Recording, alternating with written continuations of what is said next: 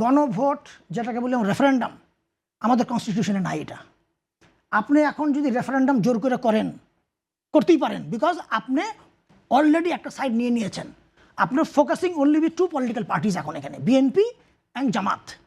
So এখন আপনি নিয়ে নিয়েছেন জোর করে, যেমন আপনি জুলাই চার্টার করেছেন। আপনি তো জুলাই চার্টার যেটা করেছেন বা যেটাই বলেন না কেন, আলটিমেটলি এগুলো একটা পার্লামেন্টে নেওয়ার, একটা পলিটিক্যাল গভর্নমেন্ট যাওয়ার পরে পার্লামেন্টে এটাকে পাস করতে হবে, তারপরে সেটা ভ্যালিডিটি আছে। তো এখন আবার রেফারেন্ডাম কিসের রেফারেন্ডাম? আপনার আমাদের কনস্টিটিউশনে রেফারেন্ডাম বলে কোনো ওয়ার্ডই নাই। তো এখন আপনার জোর করে রেফারেন্ডাম করতেই পারেন আপনি। তো সেটাই যদি আপনি চিন্তা ভাবনা করেন, রেফারেন্ডামের মাধ্যমে যদি করেন, তাহলে ইলেকশনে যে কয়েক হাজার কোটি টাকা, আমার তো মনে কয়েক হাজার কোটি খরচ হবে, একটা নির্বাচন 1-1.5 কোটি মিনিমাম যায়। তো এই টাকাটা নষ্ট করার দরকার কি রে বাবা? নষ্ট দরকার নাই। থ্রু রেফারেন্ডাম ইয়েস নো দেখ, বিএনপি ক্ষমতায়, জামাত অপোজিশন, গভর্নমেন্ট ফর্ম করুক, তাহলে এই টাকাটা দুস্থ মানুষ, ক্রাইসিস, আনএমপ্লয়মেন্ট, যেখানে আপনার 25 লাখের উপর আনএমপ্লয়মেন্ট বেড়ে গেছে আফটার হাসিনা চলে যাওয়ার পরে। আপনাকে যদি একটু জিজ্ঞেস করি যে বর্তমান আইন শৃঙ্খলা পরিস্থিতি নির্বাচনের জন্য কতটা ঝুঁকিপূর্ণ মনে হয়?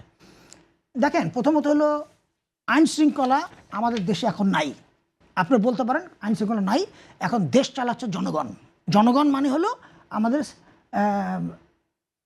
যেটাকে বলে হলো মানে একটা ললেস কান্ট্রিতে আপনার এখন আপনি যদি এখন হঠাৎ করে রাস্তা এখন বিপদে যদি পড়েন, পুলিশের আগে আসবে জনগণ, পুলিশকে পাবেন না আপনি। এখন আপনি বলতে পারেন পুলিশ আগেও জনগণ আসতে, আমাদের বাংলাদেশে এটা চর্চা আছেই, কিছু হলে জনগণ সামনে আগে আসে, কিন্তু পুলিশকে ডাকলে পাওয়া যেত। এখন আপনি পুলিশকে ডাকলেও পুলিশও ভয় থাকে, কেন জানেন? কারণ পুলিশ যদি এখন সার্টেন মানুষের যদি বিচার করতে যায়, পুলিশ ভয় থাকবে এ জানে কোন দল করে, পরে ক্ষমতা গেলে আমার চাকরি খাবে। সো পুলিশেরও এখানে আসলে কিছু করার নাই, পুলিশও এখানে আসলে এখন অসহায়, পুলিশেরও বলতে পারেন এখন হাত পা বান্ধা। সো এখানে ল অ্যান্ড অর্ডার একদমই নাই, ল অ্যান্ড অর্ডার ওয়াটার মধ্যে ওঠা উচিতই না।